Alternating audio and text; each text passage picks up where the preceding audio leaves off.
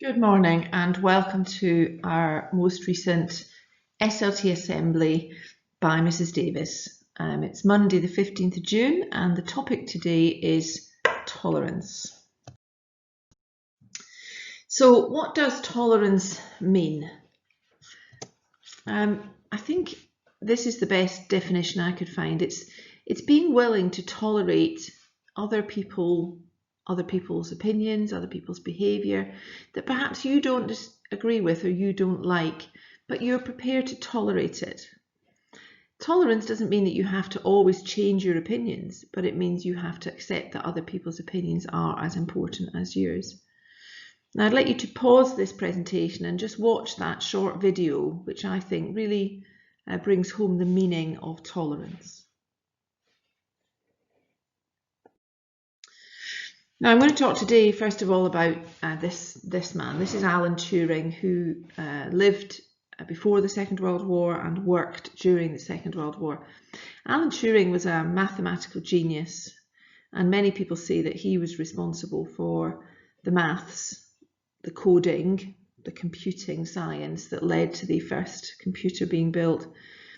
He certainly was really important in the story of our success in the Second World War.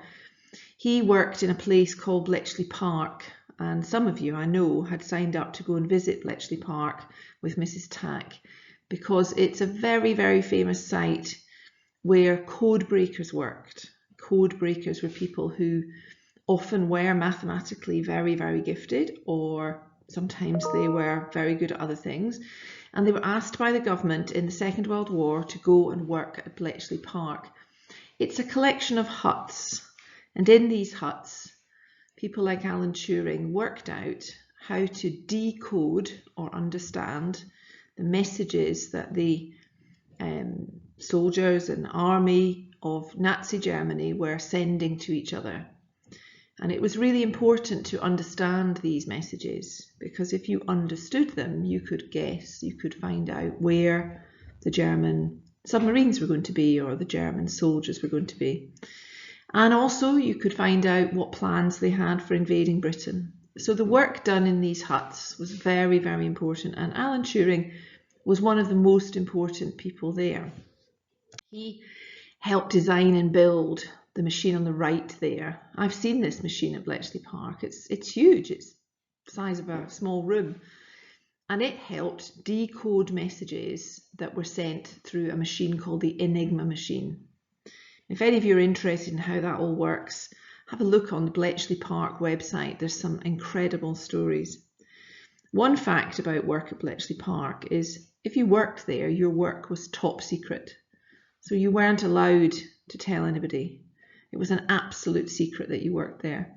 And there are many people who spent 5 years, 6 years working there and never told anybody, never told their family, never told their friends that they carried out this really secret work.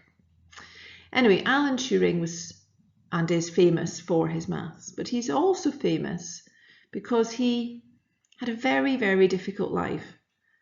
At the time in Britain, it was illegal to be homosexual, and Alan Turing was homosexual, and he suffered a lot because of this.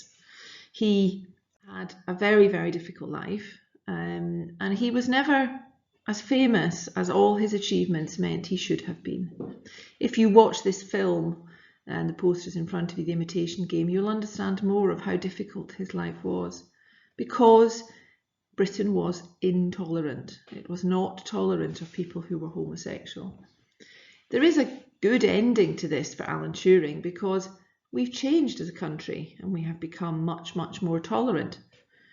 And in the 1990s, the government of Britain, the British government, apologised to Alan Turing and to all the other men and women who had suffered because of the laws against homosexuality. Now, I use his example because that lack of tolerance is something that we still see in Britain today, and we see it across the world. Here, for example, are some countries highlighted where being homosexual means you can be put in jail. and you often are in these countries. It is still illegal in those countries to be homosexual. Even worse, here are some countries where being homosexual carries the death penalty. But we don't stand for that in this country. We are more tolerant.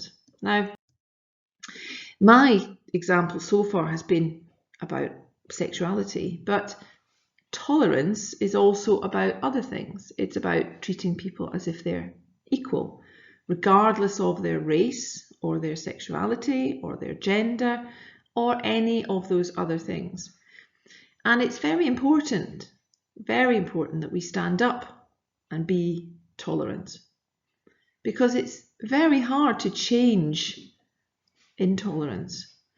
The only way you can do that is if you act and do something about it. Now, at the moment, there are some very important demonstrations going on in Britain because of the Black Lives Matters campaign. And really, these people going on these demonstrations are acting, aren't they? They're saying, we're going to do something about this, we're going to demonstrate, or we're going to say something.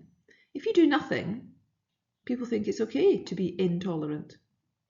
And remember, intolerance, it can be about anything. It can be about the colour of somebody's skin. It can be about whether they're homosexual or not. It can be because they're a woman as opposed to a man. So we need to act. I'm not saying that we all need to go on demonstrations, but we do need to act. Perhaps you might write a letter to your MP. Perhaps you might say something to somebody you hear being intolerant. But it's important to act. We need to support the people who are victims of intolerance. This is really important. If you see somebody and they're being treated badly because of the colour of their skin or because they're gay, then you need to support them. And finally, we need to unite. It's only if we all work together that we can change laws. The law in Britain against homosexuality was changed because of years of campaigning. And that's really important. We need to act, support, and unite. Now, one of the most important areas where we have to show tolerance in Britain is about people who come to live in this country. People who come to live here often come because we want them to come and work, or they want to come and work, and we need to be tolerant of our immigrants. Many of us have families who were immigrants not that long ago. We all need to be tolerant of our different religions. Within our Chertsey High family, we have many different religions, and we have people who have no religion, and we need to be tolerant in our school, in our community, and in our country. And finally, we need to think about tolerance at Chertsey. Our values of knowledge, determination, and love are really important to us, but we have to love everyone. We need to be open-minded. We need to be respectful of people's differences. We need to accept that we are all different. And we need to, most importantly, accept that everyone is equal. If you're different from someone, it doesn't mean you're better or worse. We are all equal. We need to be proud to have these British values, and we need to be proud to be tolerant, and we need to be proud to be part of our Chertsey family. Thank you for listening. I will leave you to remember that we all belong to one human race. Thank you.